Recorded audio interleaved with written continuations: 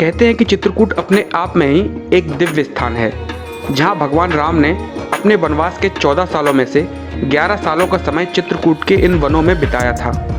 जहां आज भगवान राम से संबंधित कई धार्मिक स्थल चित्रकूट में बने हुए हैं। इन्हीं में से एक स्थान है गुप्त गोदावरी की गुफाएं, जहां भगवान राम ने अपने वनवास का कुछ समय बिताया था। तो मित्रों, गुप्त गोदावरी और उससे जुड़ी गुफाओं के बारे में देखेंगे, जानेंगे आज के इस वीडियो में। तो दोस्तों, स्वागत है आप सबका एक बार फिर मेरे YouTube चैनल पर। मैं हूं आपका दोस्त रानू कुलश्रेष्ठ और मैं हूं आज चित्रकूट में। और दोस्तों, मैं आज आपको लेकर चलने वाला हूं गुप्त गोदावरी के मंदिरों की यात्रा के लिए। तो दोस्तों, आइए फिर चलते हैं गुप्त गोदावरी की ओर।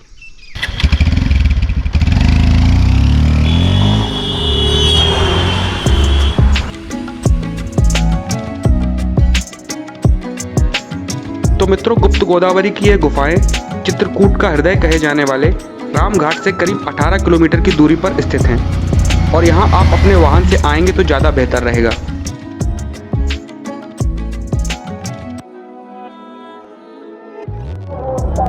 तो दोस्तों, एक छोटे से सफ़र के बाद हम पहुँच चुके हैं गुप्त गोदावरी पर। तो दोस्तों, चलते हैं अंदर और आगे के स्थलों के बारे में जो यहाँ के पंडित हैं उनके माध्यम से आपको इस जगह के बारे में बताने का प्रयास करेंगे। तो दोस्तों, आइए फिर चलते हैं अंदर की ओर।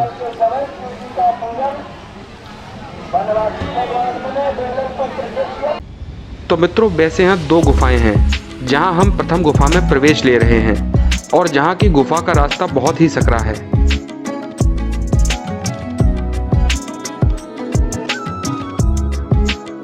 यहाँ से नीचे उतरकर अंदर की ओर जाने पर आप अचानक एक अलग ही दुनिया में प्रवेश कर जाते हैं और आपको अनुभव होता है कि ये वाकई कोई देवी या कोई सिद्ध जगह है।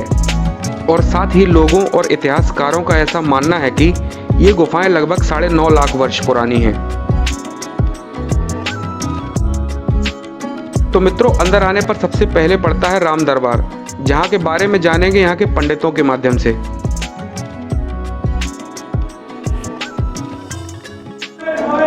ये राम दरबार है। यहाँ भगवान राम का वनवास काल में दरबार लगता था। राम झरोखा बैठ के सबका मुजरा ले, जाकी जैसी चाकरी ताको तैसा दे।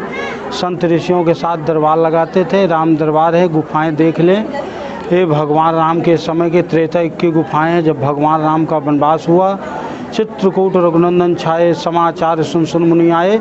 अमर नांग किन्नर दिशपाला, चित्रकूट आए ते काला। जिस समय प्रभु श्री राम चित्रकूट में आए तो 33 करोड़ देवी देवताओं ने स्वयं विश्वकर्मा भगवान ने इन गुफाओं की रचना की थी। ऊपर देखेंगे पूरा गुम्मज का आकार मंदिर दिखाई देगा। जैसे कि इन गुफाओं का निर्माण देवी देवताओं ने। गोदावरी, गुप्त गोदावरी स्थान का नाम।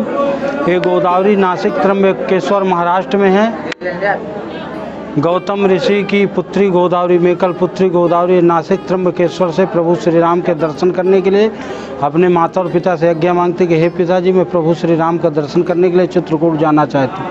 उनके पिताजी ने मना कर दिया कि नहीं बेटी, मैं प्रभु श्री राम को नासिक में बुलवा लूँगा। उनका धैर्य धारण नहीं हुआ। अपने माता और पिता से चोरी चोरी गुप्त भाव में आकर प्रकट हुई। प्रभु श्री राम के चरण स्पर्श किया, उसका रजपान किया। जब प्रभु श्री राम खुश हो गए, कहा मांग ले बेटी, जो वरदान चाहिए। बोली, जिस प्रकार मैं अपने माता और पिता से चोरी चोरी आई हूँ, उसी प्रकार इधर से मुझे गुप्त कर दिया जाए। ये जल कुंडों के बाहर सौगत जाता, फिर धरती में समा जाता है। यहीं प्रकट, यहीं गुप्त, इसलिए आश्रम का नाम गुप्त गोदावरी है। तो मित्रों, राम दरबार से आगे आने पर सीता कुंड के दर्शन होते हैं, जिसके बारे में कहा जाता है कि यहाँ सीता माता स्नान किया करती थीं।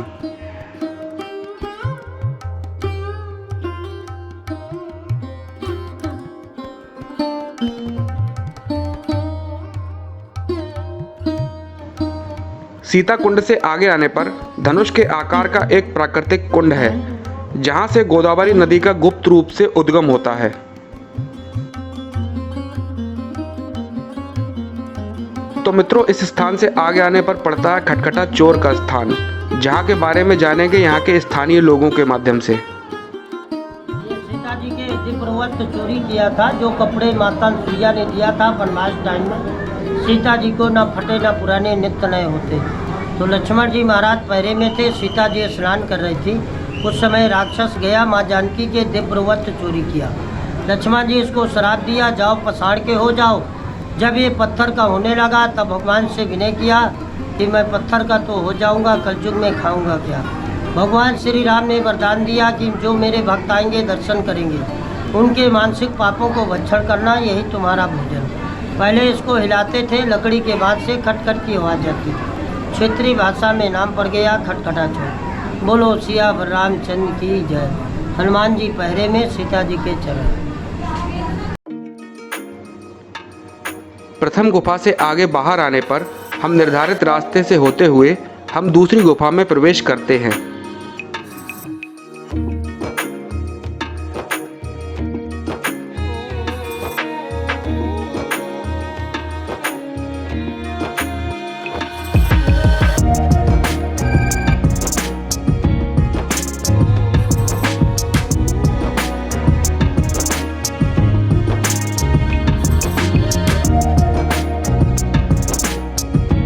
तो मित्रों, पथरीली चट्टानों की सकरी गुफा में घुटनों तक के पानी में आगे चलते हुए लोग इस रहस्यमयी गुफा में आगे बढ़ते चले जाते हैं।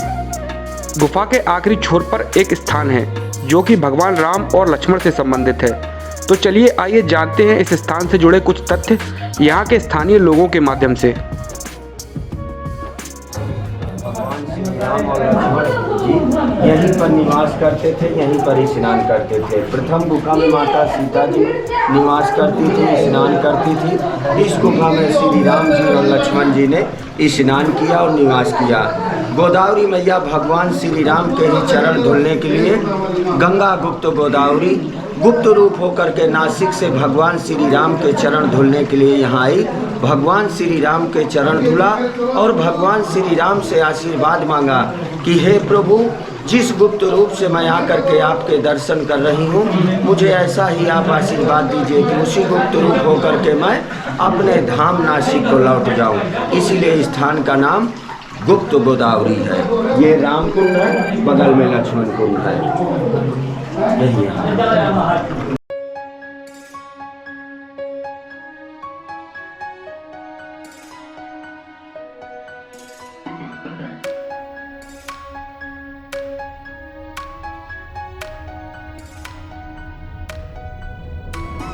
तो जैसा कि हम जानते हैं, गुप्त गोदावरी की ये गुफाएं लगभग 9.5 लाख वर्ष पुरानी त्रेता युग की बताई जाती हैं और लगभग तभी से यहाँ इन गुफाओं में पानी बह रहा है और गुफा के बाहर आते ही ये पानी रहस्यमय तरीके से गायब हो जाता है और शायद इसीलिए पानी की इन जलधाराओं को गुप्त गोदावरी के नाम से जाना जाता है।